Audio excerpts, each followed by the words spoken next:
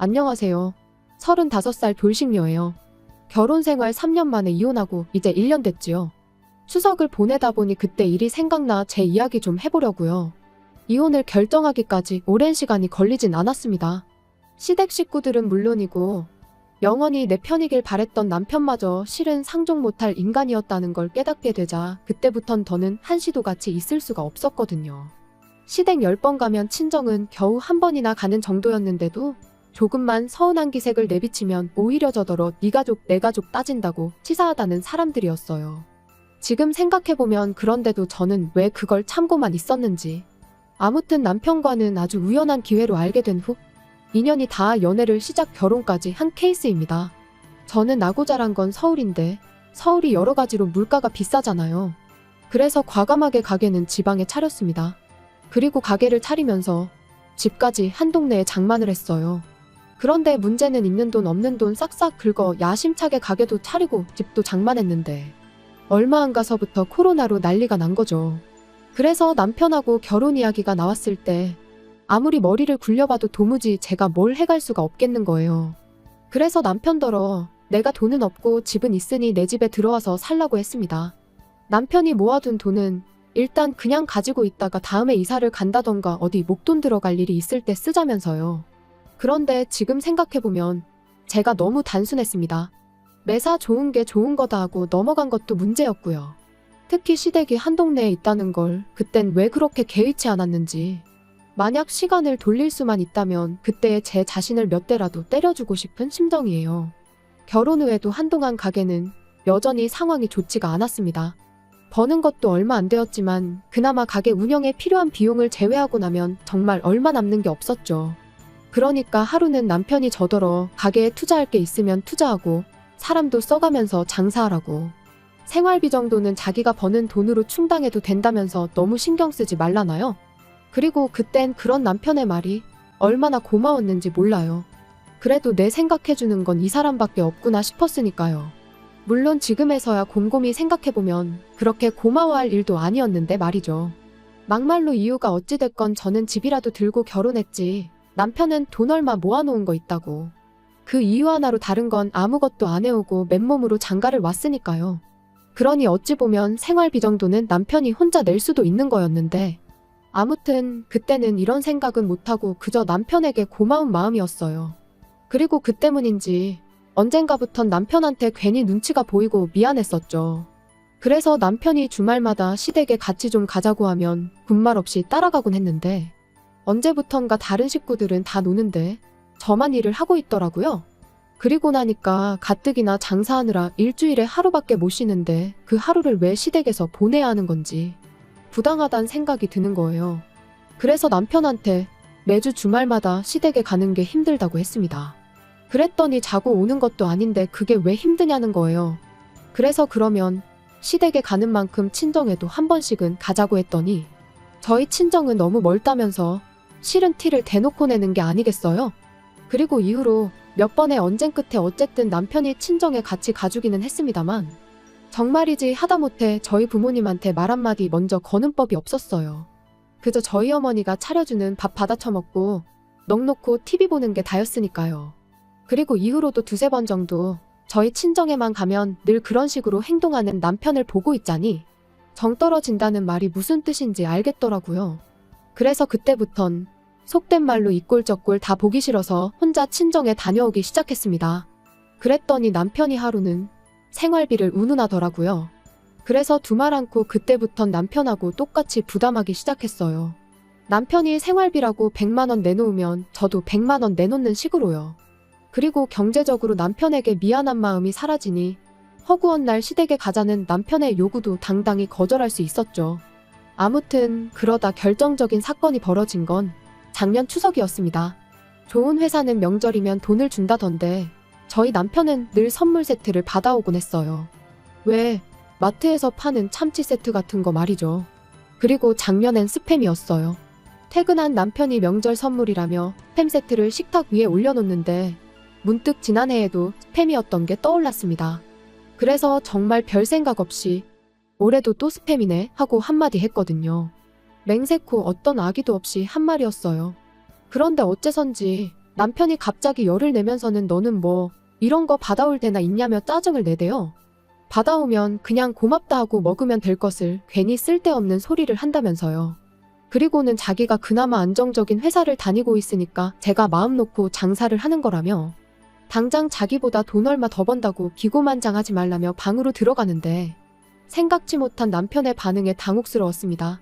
스팸을 스팸이라고 하는 게 이렇게 사람을 열받게 만들 줄은 상상도 못했으니까요. 그런데 남편은 이후로도 며칠 동안 저한테 말도 안 걸고 말 그대로 개무시를 했어요. 그리고 그런 남편을 보고 있자니 어찌나 기가 막히던지 아무리 생각해도 저는 제가 뭘 잘못한 건지 도무지 납득할 수가 없었습니다. 솔직히 까놓고 말해서 문제라면 남편 본인이 느낀 남들이 명절이라고 현금 보너스 받아올 때 자기는 스팸을 받았다는 자격지심이 문제였던 것 같은데 그게 제가 사과할 일은 아니라는 생각이었거든요. 그래서 저도 똑같이 남편을 없는 사람 취급하고 개무시를 했어요. 그랬더니 저희의 냉전은 결국 아무런 진전 없이 추석 연휴까지 이어졌지요. 추석 연휴가 시작되면서 화해는 아니더라도 어쨌든 괜찮은 척은 해야 하지 않을까 싶었습니다. 그래서 사과까지는 아니라도 남편이 먼저 물어보면 못 이긴 척 시댁도 가고 그럴 생각이었어요. 그런데 남편은 뭐가 그렇게 화가 난 건지 시댁마저 혼자 가대요. 게다가 그 와중에 회사에서 받아온 스팸 세트 챙겨가는 모습이란 그뿐만이 아니었습니다. 기껏 현관 밖을 나서면서 한다는 말이 통보하듯 나 먼저 엄마 집에 가 있는다 였는데 아무리 생각해도 자기 먼저 어머님 댁에 가 있을 테니 너도 곧 따라오란 뜻으로밖에 들리지가 않았죠. 그런데 그깟 스팸 소리 하나로 며칠 동안 절 개무시한 인간이 시댁까지 혼자 가서는 퍽이나 저에 대해 좋은 소리를 하겠어요. 분명히 다 자기 편이다 생각하고 저만 정신 나간 여편네로 만들어 놓을 게 뻔했죠. 그런데 그런 자리에 제가 미쳤다고 뭐하러 가나요? 그래서 결국 시댁에 안 가고 저도 친정에 갔어요. 그랬더니 12시쯤 되자 남편한테 전화가 오대요. 어머니 아버지 식사하셔야 되는데 안 오고 뭐하냐며 작은 목소리로 속삭이듯 화를 내면서 말이죠. 어이가 없어서 설거지 해줄 사람 없다고 식사 못하는 건 아니지 않냐. 나는 지금 친정이니까 나 빼고 식사하시라 말하고 전화를 끊었습니다. 그리고 모처럼 정말 연휴다운 연휴를 보내고 집에 돌아왔지요. 집으로 돌아오고 바로 다음 날부터 다시 가게를 열었어요. 그리고 그날 저녁 거의 열흘 만에 남편에게 제가 말을 걸었네요. 화해하잔 건 아니었고 속 좀 긁어놓으려고요. 명절이 지나니까 단골로 자주 오는 손님분들이 명절 선물이라며 남편이 받아온 것 같은 선물 세트를 이것저것 가져다주기 시작했습니다. 제 생각이 나서 사셨다는 분들도 계시고 안 먹는 건데 혹은 똑같은 게 너무 많이 들어와서 처치곤란인 상황이라 주신다는 분들도 계셨지만 이유가 뭐 중요한가요? 안정적인 직장에 다니는 남편이 잘 볼 수 있도록 식탁 위에 양손 가득 들고 온 선물 세트들을 올려놨어요. 그리고는 이거라도 받아온 게 어디냐며 고마워하라던 사람 어디 갔냐고 나는 6개 받아왔으니까 나한테는 6번 고마워하라고 까불면서 장난치듯 말했더니 그제서야 남편도 얼렁뚱땅 무슨 일이 있었냐는 듯 장난으로 받아치대요. 솔직히 괜히 긁어부스럼을 만드는 건 아닌가 싶어서 장난을 치면서도 조마조마했는데 실은 남편도 저랑 냉전 상태로 있는 게 편치만은 않았던 모양입니다. 그러니까 제가 먼저 슬쩍 내민 손을 반갑게 잡은 거였죠. 아무튼 아무리 꼴보기 싫은 남편이었어도 모처럼 얘기도 하고 장난도 치니 마음이 한결 편해지더라고요. 그래서 다음 날에 마음 좀 쓰겠다고 쓴 건데 이게 불씨가 돼서 남편과 이혼을 하게 될 줄은 몰랐네요. 다음 날 가게 문을 열었는데 정말 단골 중에서도 가장 오래된 단골분이 엄청난 선물을 가져다 주셨어요. 근처에 사시는 분으로 이런저런 이야기를 나누던 중 우연찮게 저희 친정어머니와 고향 친구신 걸 알게 되었고 그 뒤로 정말 매일같이 와주시는 분이지요. 아무튼 그분께서 오랜만에 고향에 갔다가 저랑 저희 어머니 생각이 나서 저희 선물을 사오셨다는 거예요. 그리고 그 선물은 한 세트에 좋기 30만 원은 넘겠다 싶은 고급 한우 세트였습니다. 주시면서 하시는 말씀이 하나는 저희 부부 구워 먹고 하나는 친정 부모님 가져다 드리라고요. 생각지도 못한 선물에 기분이 엄청 좋았습니다.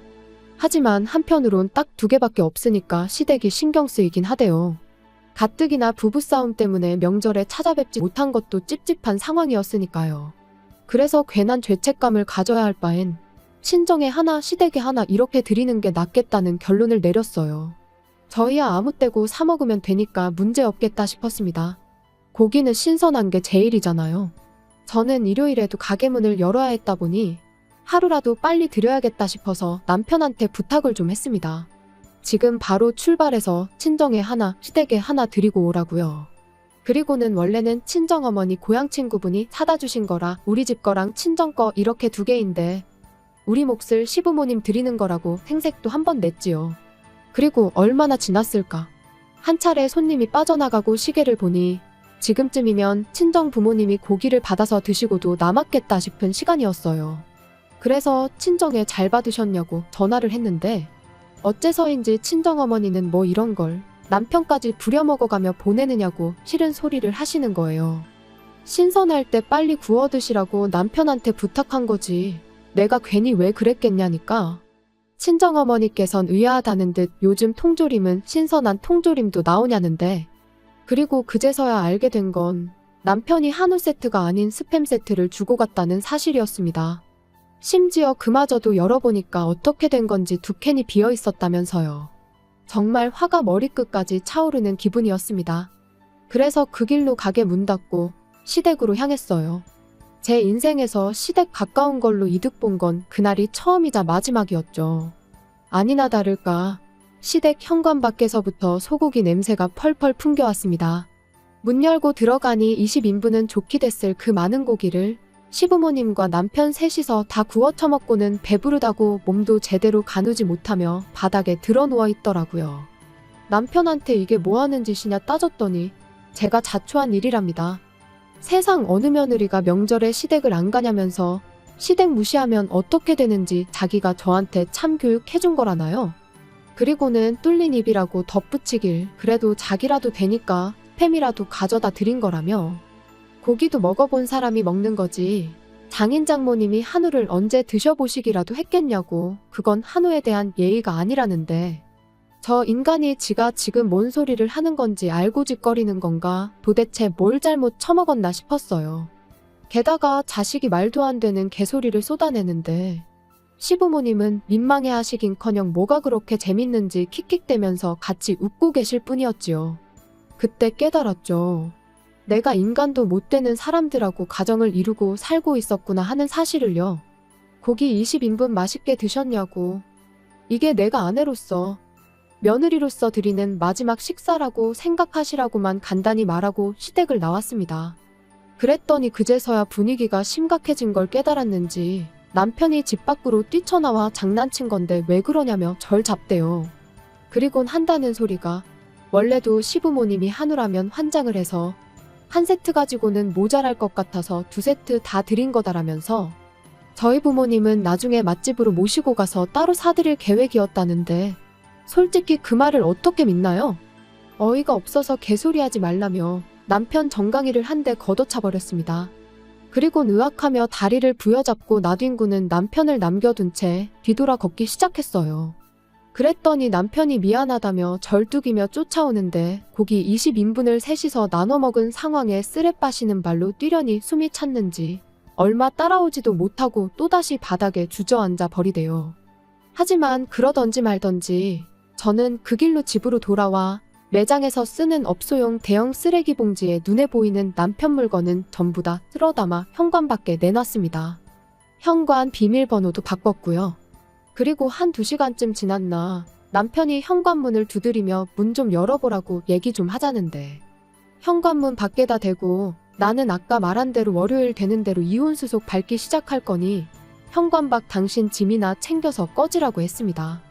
그리고 한 번만 더 찾아오면 나도 당신 회사에 쫓아가서 똑같이 할 거라니까 더는 집으로도 가게로도 찾아오지 않더라고요. 이후로 시부모님한테도 몇 번 전화가 오긴 했지만 딱 다 무시했고요. 그랬더니 결혼 초반에 생활비 어쩌고 하며 헛소리를 하대요. 그래서 너는 대신 내 집에 공짜로 얹혀 살지 않았냐 나 그때 시댁에서 노비처럼 일한 건 생각 안 나냐 하니까 또 입국 다물고 그래서 결국 뭐 별탈 없이 이혼했습니다. 사실 변호사님 말로는 소송으로 갔다가 재산분할 신청이 들어오면 골치가 아플지도 모른다고 했는데 남편이 지레 겁먹고 협의이혼에 동의해줘서 다행이었죠. 지금 생각해보면 저희 친정에서 싸가지 없게 행동하는 걸 처음 봤을 때 그때 정강이 걷어차고 이혼을 했었어야 되었던 거 아닌가 하는 생각도 듭니다. 하지만 이제 와서 후회해서 뭐 하겠나요? 이제라도 어쨌든 남남이 되었으니 다행이죠 뭐. 벌써 1년이 지난 일인데 어제 일처럼 생생해서 그냥 이렇게 사연으로 보내봤습니다.